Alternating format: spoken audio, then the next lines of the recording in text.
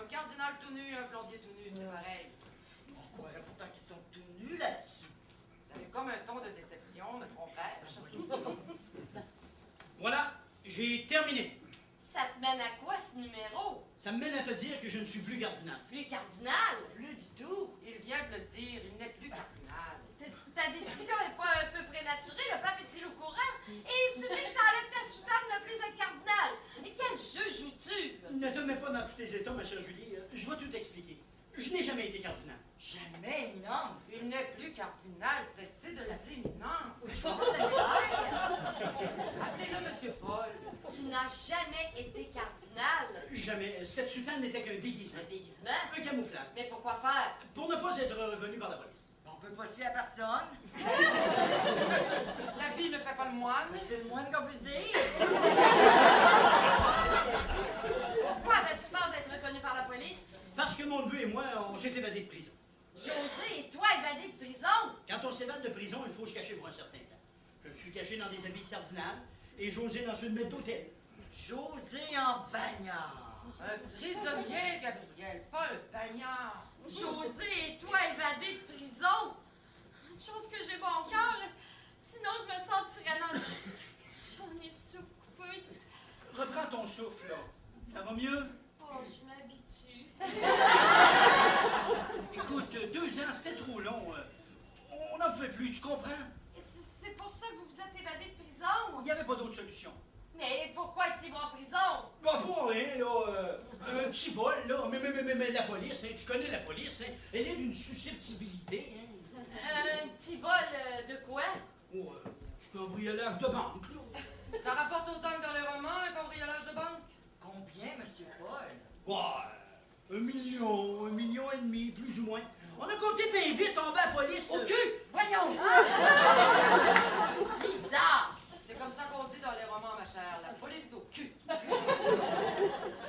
n'as pas honte d'avoir entraîné ton neveu sur cette pente-là? C'est pas bien, Monsieur Paul, d'entraîner son neveu dans le mauvais chemin. Dans un vol de banque ou dans autre chose, il ne faut jamais entraîner ses neveux. J'aurais jamais cru ça de toi. C'est assez, Devenir un voleur de banque! c'est assez épouvantable, Monsieur Paul. C'est monstrueux. Ben non, mon... Et ça, hein? Oh mon Dieu. Comment appelez-vous ça? Tu sais, Est-ce que c'est bien d'entraîner sa sœur et sa belle-sœur sur les plus vieux chemins du monde? Tout le monde a des failles et des activités qu'on s'efforce de garder secrètes, qui ne sont pas toujours bonnes à savoir, hein? comment tu? Par José. Ah, Il trouvait un peu mystérieuse vos petites sorties nocturnes régulières. Ah, il vous a espionné bien malgré lui. Faut pas lui en vouloir, le pauvre, hein? Le brave garçon. Le café est servi, madame.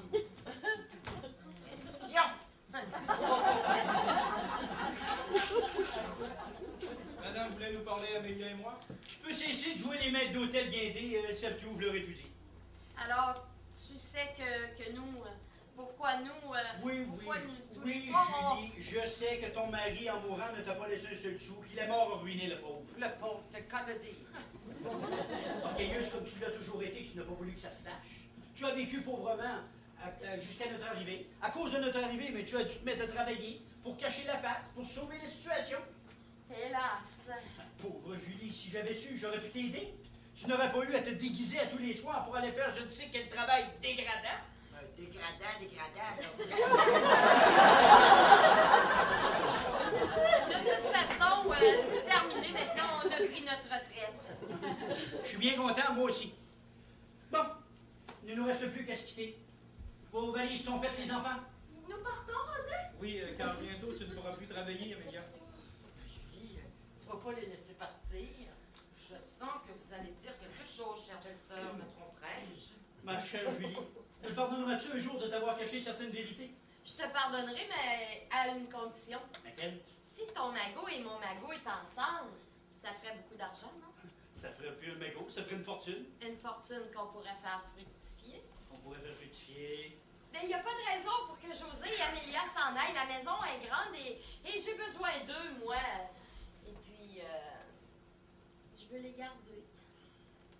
Et il y a des...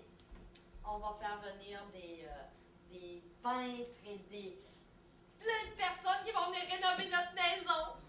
J'ai beau avoir fait les arts ménagers, hein? Mais avec les bébés, on ne sait pas si c'est la bonne idée qu'elle en reste. Avec les rénovations, j'avais pensé le débarras en haut des marches. Il n'y a plus de place. On va tout vider et on va en faire une chambre d'enfant. Chambre d'enfant? Chambre pour les nénés. Mais le débarras, elle est beaucoup loin de la chambre à Rosé et à moi. Si les bébés se réveillent la nuit, on n'y va pas l'entendre. Quand on travaille, il faut pas se faire réveiller par les pleurs d'un bébé la nuit. Ces marraines l'entendront et s'en occuperont. C'est ma reine. J'aurais voulu être la marraine de votre bébé, Amélia. Il est chanceux, ce bébé. Il n'est pas encore sorti de mon ventre qu'il a déjà 2 marraines et une chambre à lui. Oh. Et toi, mon cher papa, je suppose que tu n'habites plus à l'archevêché. Je l'ai jamais habité, j'ai toujours habité l'hôtel. Ou la prison? Moi. Il y a beaucoup de place. Tu pourrais venir vivre ici. Oh, je suis d'accord, mais à une condition. Laquelle? Ben, que tu me laisses ouvrir un petit magasin d'antiquités. Avec tout ce que tu vas sortir du débarras, ce serait la bonne occasion de commencer à vivre honnêtement. Les grands esprits se rencontrent, on en parlait justement avant votre arrivée. Il y a largement de quoi remplir un magasin d'antiquités. Et il y a le grenier aussi qui est plein à bord. Tu es d'accord, Julie? Mais oui, puis faut donner le bon exemple à ce petit bébé qui va naître. Monsieur Paul, dans Oui. votre magasin, vous n'auriez pas besoin de vendeuse ou d'hôtesse. Vous êtes tout à fait les genres de personnes qu'il me faut pour tenir un magasin d'antiquités.